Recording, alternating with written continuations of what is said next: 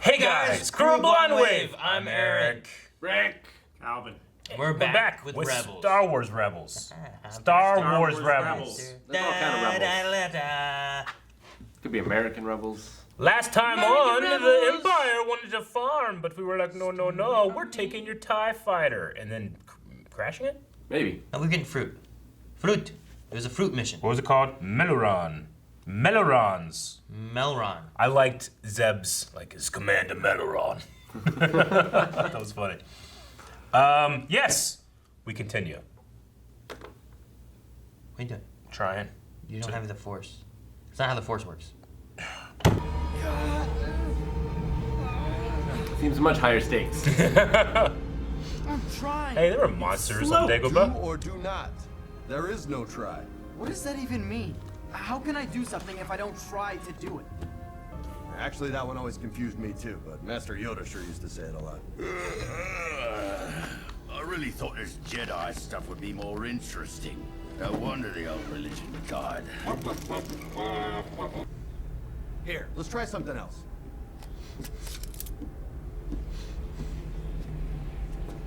I like the way he puts it together. Me too. It's kind of cool. When do I get my own?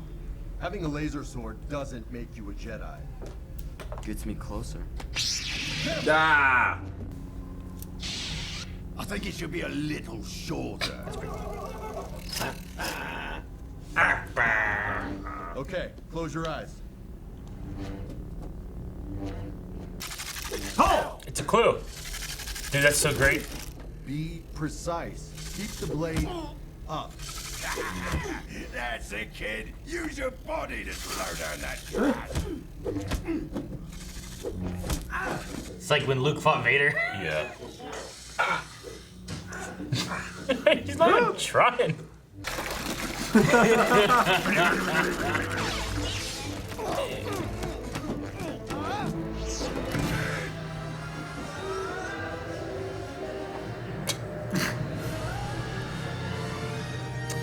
Who knew roughhousing in the atmosphere was a bad idea?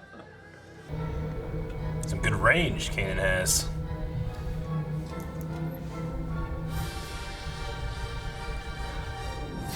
Music's wicked. Yeah.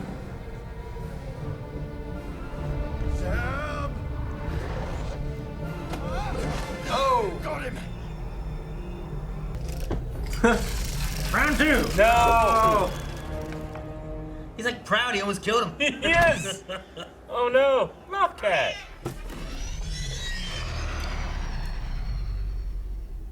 You wouldn't have been falling to your death if you were focused. You're undisciplined and full of self-doubt. And whose fault is that, Master? It's difficult to teach. He means it's difficult to teach you. The stolen TIE fighter was later used to attack a transport full of innocent workers. Innocent. Liar. We set him free. This is Senator in Exile, Gold Travis. I bring more news the Empire doesn't want you to hear. Jedi Master Luminara Unduli is alive. She's been imprisoned unlawfully somewhere in the Stygian system. As citizens, we demand the Emperor produce Master Unduli and grant her a fair trial before the entire Marking another successful planetary liberation. This Luminara, you knew her? I met her. Once. She was a great Jedi Master. Brave, compassionate, disciplined. In fact, she'd make an excellent teacher for you. I'll set course for the Stygian system. The rest of you, prep for an op. Did you know this? You hear that? He's done with me. He's gonna pawn me off on some stranger. Such a dick! Yes! I don't even know what he's saying, but I love he's it. a dick. I love the dickness. Wow. Welcome to the Stygian Prime. Do you have this ship, Eric? The ghosts? Yeah. Job. No. We just don't need your damaged logic circuits Pretty on cool. this one. I like the ghost. And it has a dropship. 30 seconds. Good luck. Look, we're gonna need a miracle. Here, 3. Oh, Ah. Try to stay focused. Thought there was no try.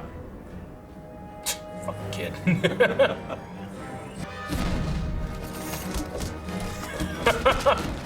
Great animation. Kid White, what are you doing? Nice and quiet like.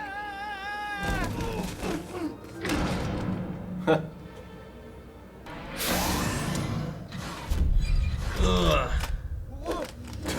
That was great.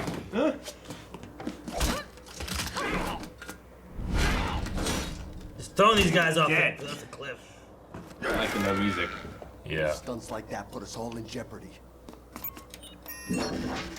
I hate to interrupt, but we need the kid to unlock the door. I got it. That's spotlight.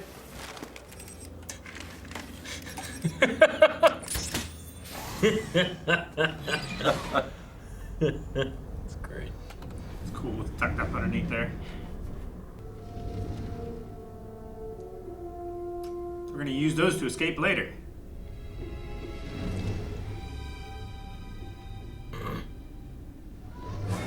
Yeah. Ah. Okay, you're not a TIE fighter. Oh no. He's trying to mate. Orgy. A beautiful. Oh, no. Sabine's jammer is operating on the same frequency as these creatures. It's sending out a mating call.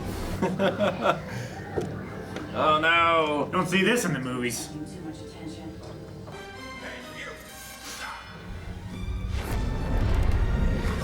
Damn, that's a good move. Wow, you're really not messing around tonight? There's a lot more at stake than you realize. Oh no. Oopsie. God, he had it home. Man.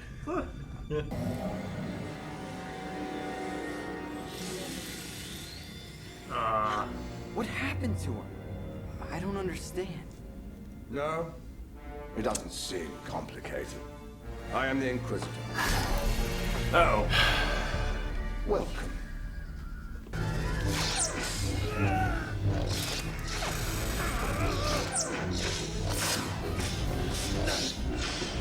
Interesting.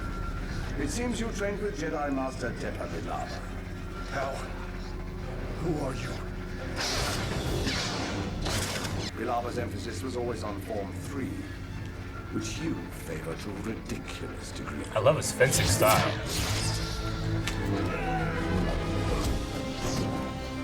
The Inquisitor style is really good. I like it a lot. Clearly, you were a poor student. Smoke Vader scene right there. Miracle number 2. Oh. That hilt is really narrow. Attention, boy. It is. 2 hands. The Jedi are dead, Wouldn't work. but there is another path. It could work. You just can't do brain part Darth Maul stuff. Never heard of it. Oh, you just killed those guys! They were ready, weren't they? Mm-hmm. That's the most prepared I've seen a stormtrooper. Oh, no, now You they're just all killed those Uh, guys! One lift offline. Do you really think you can save the boy? For his sake, surrender. I'm not making deals with you. Then we'll let him make one, shall we? Sheesh. He is unfocused and undisciplined. Then we're perfect for each other.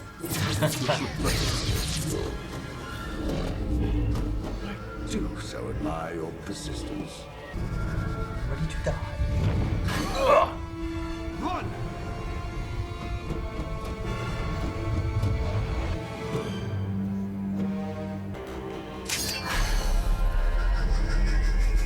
Oh. Does yours do that? Come on, let's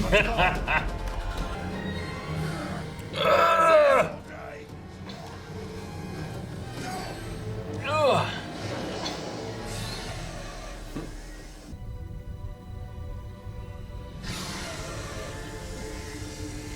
Excuse me, but can we train Ezra later? Have to focus. On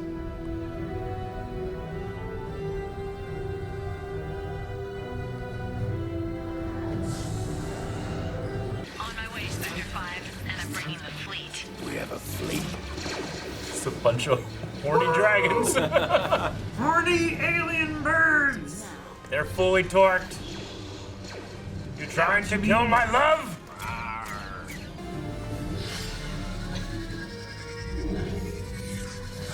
Ugh. Does yours do that?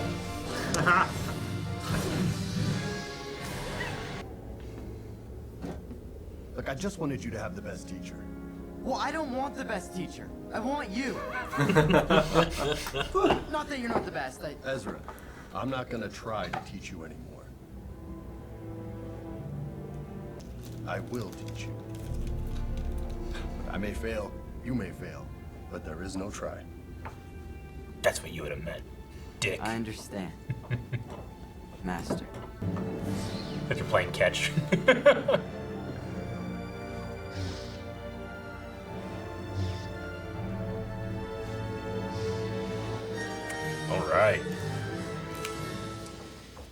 All right, this was called Rise of the Old Masters. I thought I recognized his voice. Who is it, Calvin? Brent Spiner. Which is Data. Data. Yep. Yeah. I wasn't sure if I want to say it in the middle of that or if I want to say it later on. Yeah. I couldn't place it, but it's such a distinct voice. Mm-hmm. First, it's great. So they said he was a senator, right? Mm-hmm. That's He's the only one that's brave up. enough to speak openly against the Empire. yeah. So yeah, we saw that HoloNet propaganda machine going on there. Yeah, but he gave shit information. Maybe he's working for the Empire. Maybe. well, or he gave the information that was leaked that he found. You know, that's the thing. It's like you leak out information that you know is bad because you know what to get out, and then that sets the trap the same way. So, I mean, it sounds was like it the Empire doing it on purpose, or was it him helping the Empire? it sounds like they've used her quite a few times. Like it seemed like this wasn't the first time that they used her as a trap. Mm-hmm. They never got a specific location. That's crazy. Like, how does that work? Like, he's mimicking her force signature? So her body is there. Yeah. We saw her mummified body, so you could still sense her presence there. I see. Yeah. But there was it was just a hard hollow. Okay, so the other thing was just a hologram. Yeah. It wasn't like a force projection. Yeah, no, they really had her captured there, but she has died. Interesting. Yeah. And it's just an Inquisitor trap. I like the thing that they have her in too, because it reminds me of like the Mandalorian, Darth Maul, in the last Clone episodes Wars. of Clone Wars. Yeah. The Mandalorians had that like Jedi capturing Yeah. coffin Okay. thing. That's kind of what Yeah. that reminds me of there too. So The Force Cell or whatever it was. Yeah. Yeah. Yep. So what do you guys think of the Inquisitor? Now besides just seeing like, his bald head talking to Vader, and then him in a hologram, whatever, talking to Callus, we've gotten to actually see him in action a little bit. Yeah, it feels a lot like Basil Rathbone from like Robin Hood and Captain Blood and such. Like his fighting style, especially. It's just his posture too. Like it's a very traditional swashbuckler bad guy sort of fighting stance and demeanor. He also knows a lot about forms. And Yeah, he studied the Jedi archives extensively to just be able to recognize what style they're using in a few moves. Do you guys remember Utapau from episode 3? This guy? Yeah. Yeah, so the same species there. yeah, I never really Yes. thought about it before, I don't think, but this time when watching, I was like, those teeth. Utapau. Thinking of that. Yeah. I don't know what the race is called. I don't think they're Utapawians or something like that. They're called something else, but The actual look of that design, I think, was designed for an alternate version of Starkiller from The Force Unleashed. Like that look. Because I think you can get something very similar to that skin. And then it kind of also looks a little tiny bit like the sun from Mortis as well. Just that kind of silhouette shape of that person. But wasn't the saber design something from Force Unleashed too? I believe that's new. I thought it was The Inquisitor saber? I thought that it was a design that they were doing for Force Unleashed, but maybe I'm wrong. Yeah. What do you guys think of the saber? Seems very versatile. Like it actually he uses it like a saber. Yeah. I love his one-handed fighting style in the beginning. It's got like a circular guard on it in that stance. Yeah. But then, he can do the double-bladed thing, and then he can unlock it and have it like spin around. So it's very versatile. Yeah. Like he was making fun of. Well, I keep wanting to call him Quinlan Voss. Kanan, yeah. He was making fun of Kanan for like heavily relying on Form 3. Which is Surasu, I think? I don't know. There's 7 forms in Legends. There's still some stuff in here. They're all bullshit. But yeah, some fans have like created the forms and stuff, but I think that one is like it's the one most Jedi use. Like there's Form 1, which I think is about deflecting blasters primarily. Form 2 is like saber on saber. Form 3 is kind of like a mixture of the two. Then you get all the way down to Form 7 that Mace Windu created, which is like very much more like how Darth Maul fights, dark side style, you know. There's a whole lot of stuff that kind of. There's ones that like forms that utilize more flipping, like acrobatics. There's Yoda. There's Denjum So, which is the one that Anakin and Vader used, which is more about like power strikes, you know. A lot of stuff like that. Yeah, but he seemed very threatening. Like, even though he failed here, I think it was more of he was just overconfident rather than he was outmatched. Yeah, or incompetent or something like that. And gave Ezra a choice. Was trying to give Ezra a choice too.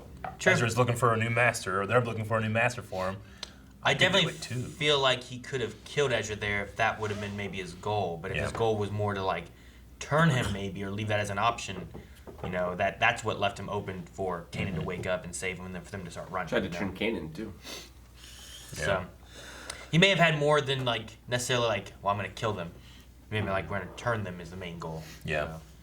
But the very first double-bladed lightsaber that appeared in Star Wars was Exar Kun in the old Jedi stuff from, you know, like he's before Knights of the Republic, Exar Kun. Okay. And he had a double-bladed lightsaber. It was the same size as that. And when they first made that for Darth Maul, it was the same thing. It was the same size as the normal hilt. And then Ray Park is like, I can't do much with this. Like this in a real-world fighting style. And with the animation, I think it's still fine, you know? But he's like, I personally can't do what I need to do with it being this long. Yeah. So then they doubled it. And he's like, I need a little bit bigger to wrap around my waist. And it's like, all right, we'll make it this big. It's like, perfect. Yeah. You want it bigger for like the flasher spinning around and all that kind of stuff. Yeah, well, I mean, and also just like the way that you have to fight, like the wrist control, you know, it's hard to do this and have good motion as opposed to this. Yeah. You know? You're using your wrists to control it. And it has to be even harder when you have a thing around it too. You're like, you know? Yeah, but you could just put your finger in it and go like that. Good. Ah! Like a hula hoop. Yeah. Be rid of me. Yeah. Ah! I personally don't love the Inquisitor lightsaber, but it's only from it's not like the aesthetic of it. It's only from like, well, that's not the one I would pick. Like, I wouldn't want to use that. I don't like where the emitters are on the ring. Yeah. It makes it feel like the handle bit is just doesn't need to be where it is or how it is. But others see it, the utility of it in a fight, in terms of telling the story of a fight, and what it does for Inquisitors, they're super threatening with it. I mean, they can just do this, and it's like General Grievous, you know. Yeah. I mean, the idea that they're out hunting Jedi, they need all the advantages, you know. Like, I think Dooku would be disgusted at that form, you know. Probably. Oh yeah. Like Dooku is very much he's the Form 2. He's the purist. Saber on saber fighter. You know, he would hate it. He hated Darth Maul's style, you know? You know, like just in terms of like picking a weapon, if I was like, all right, pick a lightsaber for you to use, like I wouldn't pick that one. Well, even with that kind of thing, like, I'd still feel very like specific on just a single bladed hilt. Like, okay, it's a single bladed saber. Yeah. All right. And I'm looking. I look at like 20 hilts. I'm like, fucking, sure. Not that one. Not that one. The red button. You know. Now hit the button on that one. Yeah. Like so, like I'd be picky on that stuff. Let alone like, oh, this one does this. This one does this. Yeah. You know. And then like, shit, what's the one that was making fun of like the Kylo Ren saber where it's like they kept like, and it'd be like a ton of different ones. Yeah. No, I mean I think just like Grievous uses the 4 sabers, but it's because, you know, he's not as good. So he does these things to be intimidating, you know. I think the Inquisitor already is intimidating because he does have the Force and he is very intelligent. Like, I really loved his choreography with his one-handed style, you know? Yeah. And while I double-bladed lightsabers, I love them because I think they can be so versatile in choreography, like actually coming up with new moves and stuff. Like, it's not something I'd ever use, like, trying to, like, spar or something, as opposed to just using 2 sabers, right? Because the thing about a double-bladed lightsaber is if you know where one blade is, you automatically know where the other one is. Yeah. If you're using 2 blades, like, you can come at different angles and stuff, you know? Yeah, I mean, like, there were swords that were double swords that were made. There's Yeah. a reason they weren't used widely. Yeah. But, I mean, in terms of, you know, space monks that can see the future, it makes for fun fights. So, Depa Billaba. Yes. Is that a name from the movies? Well, I mean, it's not from the movie, but she does appear in the movies. I believe on the Jedi Council. Wasn't there... So in you one of the definitely sessions- see her. Do I count it? Hang on, what count saying? Good. In one of the sessions where Yoda is teaching younglings and stuff, isn't there a woman in the background teaching like saber and stuff like that? In the movies? Yeah, in like episode 2. I mean, that scene does appear there, but I can't remember another teacher. Though, I mean, what we do see her, on the council. She also appears, you might remember specifically from episode 1 ending, when all the Jedi are kind of there with the Gungans and stuff. She has like a prominent shot there too. Okay. But just kind of like a background Jedi, kind of like Kit Fisto or Plo Koon. We're like, hey, that one. You know, she gets a mention here. Luminara also mentioned as well. And we know Luminara a lot more than we do Depa. Yeah. There's also a moment in the last season of Clone Wars where that is Depa and Kanan. In a in a hologram. Yeah. In the very last season. Yeah. You guys wouldn't have known because you guys hadn't seen anything. No, but we didn't point it out either. Yeah, we didn't say anything about it. But there is a moment in it's the last arc, I think it is, of Clone Wars, and it's in the recap at one point. It's in the recap, and they just show him for a second. But it's right after they show. Remember, they showed Grievous for like a second, and he looked better than he ever had. Yeah. But it was only for like 1 fucking second. Yeah. Right after that, they show Depa and then Kanan. Yeah. Young so Kanan. you see a young Padawan Kanan, which is kind of cool, you know. Yeah. I mean, he's alive back then, obviously, because he's an older Jedi here. he's- But it just needs to be like, oh fuck, look at that, you know. There's And the Inquisitor gets it right on the money because he was actually Depa's actual Padawan. Like, you know, like Qui-Gon, Obi-Wan is Qui-Gon's Padawan, directly under, so he nailed that one. Yeah. It's tough being like, oh, you must have trained under Yoda. I'm like, fucking like everybody trained under Yoda, Yeah. you know? Yeah. And then there's no trick there. But I mean, you know, we had to think too, like, Kanan was still a Padawan. Now he's being, you know, he's in charge of this student, and that's very much the theme of this episode. Like, you know, Ezra thinks, oh, he doesn't want me. You know, I am not a good student, but Kanan is actually thinking, I am not a good teacher. Yeah. Because he was just a Padawan. He doesn't have any experience doing that. It's gotta be tricky because it would be, it's a lesser extent of what went through with Obi-Wan. Because whenever Qui-Gon was wanting Anakin, he was like, Obi-Wan's ready. Yeah. He's ready to take the trials and become a Jedi Knight and whatnot. Like, But is he ready to become a master of an apprentice? Yeah, but was Kanan when Clone Wars happened? You know, he escaped. You know, the master hasn't been talked about or anything except for just that was his master. But the idea of like, is he prepared? What training did he have? And is he prepared to teach someone else who has Force sensitivity? Yeah. And I like how they do do or do not. There is no try. But then by the end of the episode, Kanan's like, this is what it meant. I'm not going to try because that means I have doubt in myself that I can't do it. Yeah. And I'll never succeed that way. Yeah, you know, Star Wars' biggest theme is, you know, family and generations, fathers and sons. Like, Kanan kind of has the father role in the ship, like when they're gone, like, oh, the kids are gone, you know? But in terms of being a master, you know, like while Obi-Wan is one of my favorite Jedi, he does kind of fail as a master because, you know, when Qui-Gon finds Anakin, he's like, here's this virgin in the Force. I believe in him, I'm going to train him. And then he dies. He has Obi-Wan swear you'll train the boy. Obi-Wan doesn't train the boy because he believes in Anakin. He does it out of duty. He's like, I promised I would. Yeah. So when he trains him, they ultimately end up being like brothers and friends. And Anakin doesn't have a father, you know, which is why it's so easy. Well, yeah, it's so easy for Palpatine to become that role. He becomes that role model for him. Yeah, in a very simple way. Yeah. That's why you have the battle of the brothers basically with the end of episode 3. And I mean, that is why in episode 1 it's called Duel of the Fates, because if Qui-Gon doesn't die, he's the father figure for Anakin, and thus Anakin's fate is forever changed. If Darth Maul wins, then they just get him right out. But all Palpatine needed was for him not to have a father figure, you know? And Obi-Wan, out of duty, which is a good thing, says he'll train the boy, but that's not what Anakin needed, and that's not what Ezra needs. He needs a father. Maybe in that sense, Jar Jar made a mistake. Maybe if Naboo would have fallen, Qui-Gon would have been able to stay with Anakin. No. No? No, that's something. That's the Duel of the Fates happened. That was fate, all right? Oh, okay. Thank you, Jar Jar.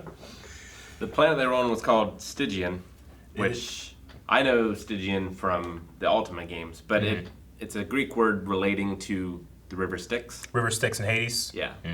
So it's just like very dark, Yeah. kind of, is what it means. Yeah, at first I was wondering, like, I wonder if this is the same, like, prison system that even Peel was captured in. They had, like, a... Back on the Citadel and Yeah, stuff? on the Citadel, but I don't think it was. Because that one was more of, like, a yellow and purple planet. Yeah. This place was, like, cold, Yeah. you know? Like, you had Hera land, and she's like... With horny flying monsters. Horny flying... That birds. she rallied! I saw a thing that was saying that those bird-like creatures are called, like, Tibetes. Is like the name they gave them. Diabetes. Well, it's like Tibidiees. Okay. But it's TBDs because they were calling them TBD. To be determined. They never named them, so they just called them TBDs. It's like Guybrush. It's so funny. It's like Guybrush Threepwood. Yeah. Like it's just like, well, we don't know what to call them. TBDs. TBDs. That's hilarious. So I don't know if that's really true. It's a thing that I hope it's was true. like, that's a funny thing, man. I like that a lot. Yeah. I think this is our first look at an actual Lothcat too in this episode. Yeah, I think we've seen those in Clone Wars, but not from Lothal, right? Like there's Correct. been cats like that. And I don't believe we saw them until season 7, which would have been produced after Rebels. So for us, those are the first times we saw them. Hey, Lothcats, but they're actually called Tukis. It's just that when they're from, like we actually see one. Season 1 of Mandalorian too. Yeah, I think we did, didn't we? But every time I think of them, I think of Lothcat because they're from Lothal, but it's a greater species. When they're on Lothal, they're Lothcats. Yeah. So we did get to see those. That was cool. Last things I had, I like the training. I like training on the ship up in the air. Yeah. Because Jedis are illegal and they're searched upon. So like finding a place to train, like where do you choose? Like you could choose down on the ground, but you're probably less likely to be found in the clouds, you know? So it's like a interesting way of being like, this should be a safe place to train, but maybe not in the way they were doing it. In the ship. Maybe, you know, but maybe they need some more room or something, you know? I don't know. Well, maybe they don't have a yoga ball in the. I mean, you could also think of it a way of like removing all distraction. If you're in the air, there's no land, there's nothing. Except that Zeb and Chopper there just be like, this is boring. I think they needed something else there. Like, I thought this would be interesting. But I mean, it's also canon.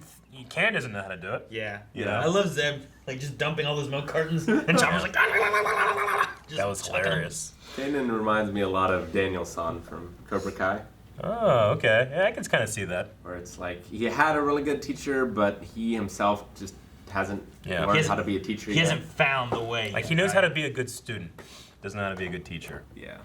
I also like that the Kanan's lightsaber has like a little button to adjust the length for Ezra. Mm-hmm. I was like, that's kind of cool. Yeah, you want the blade to be about as long as your arm. So that whenever you're swinging down, you're not just hitting the floor or your feet or something, you know? Yeah. But yeah, I mean, I always wanted that to be utilized in battle. Be like your move. Ah! Damn. Wouldn't that be fun? Be terrible.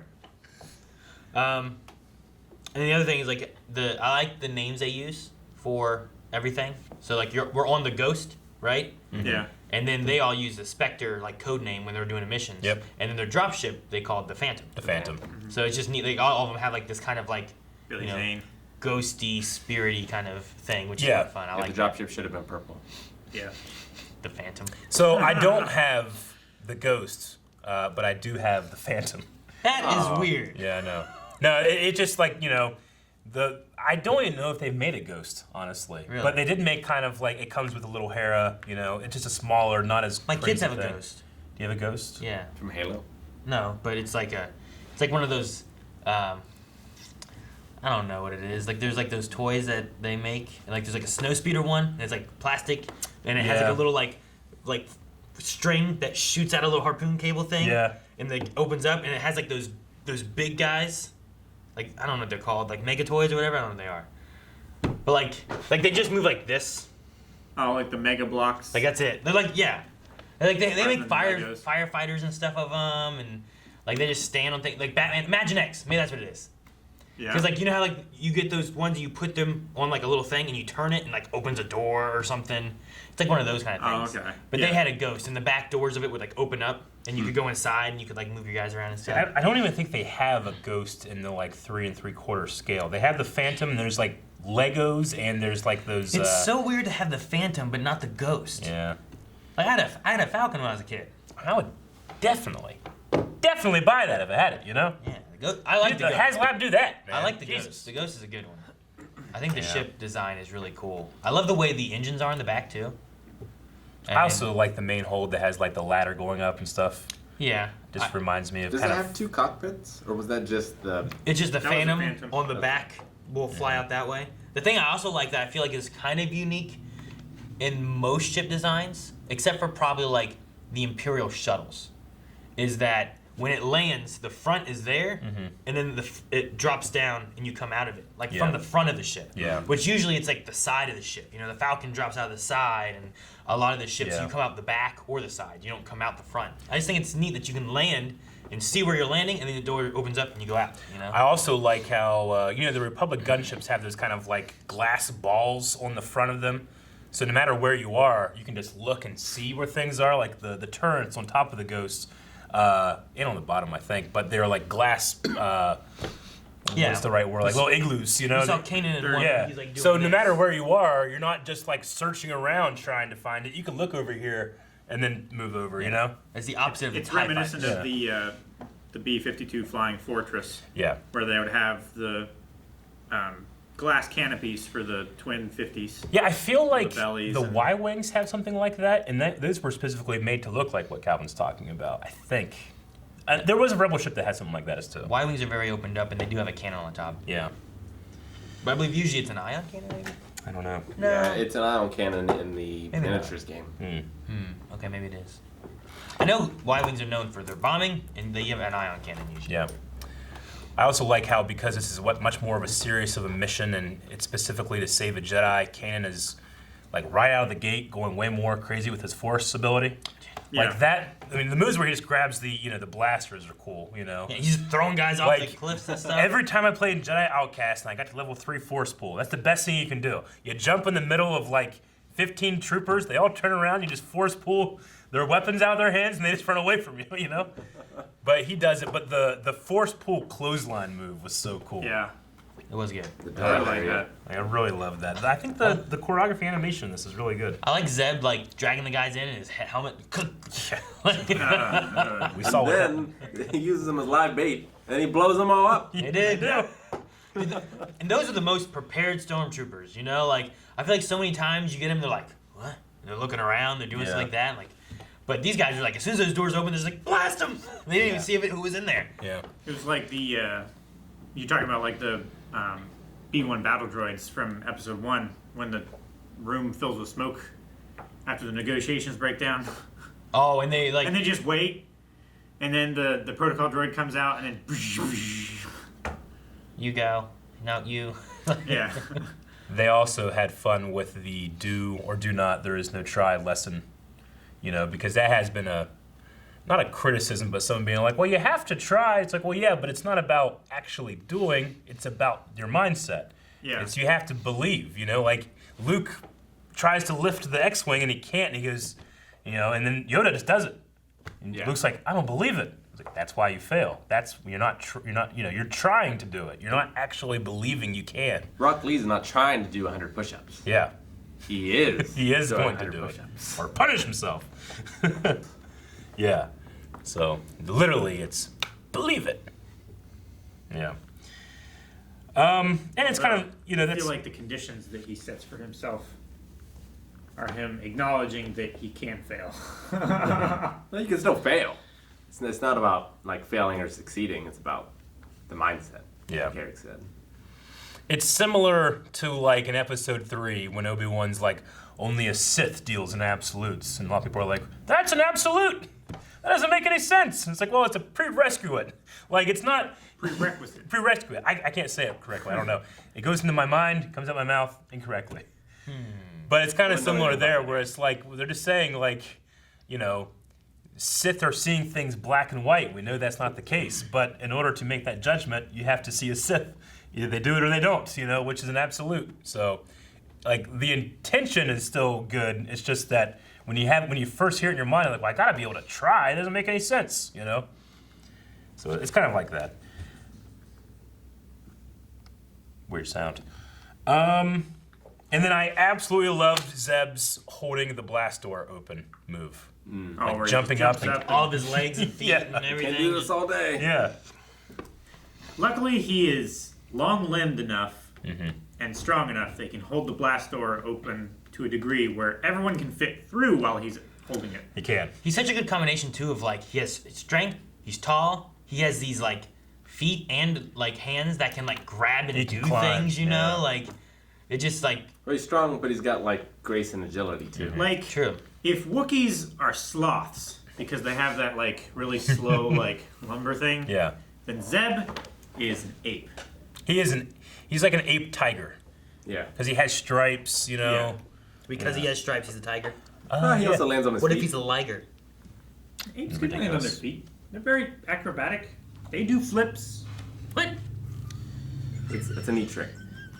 They do flips. They can. Have you ever seen flips and shit? Have you ever seen those gibbons at the zoo like grab a rope? And Have I seen the gibbons? Calvin, they go like this. And I've they stood in spin front of around that like gibbon super thing for fucking 3 hours. I love watching the gibbons, man. You're speaking my language. What's a gibbon? Love gibbons.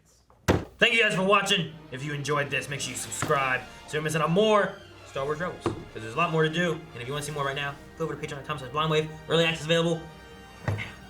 Pokes a dog in a butthole, Aaron. It's funny. Did we cut that part out? They don't know what you're talking about?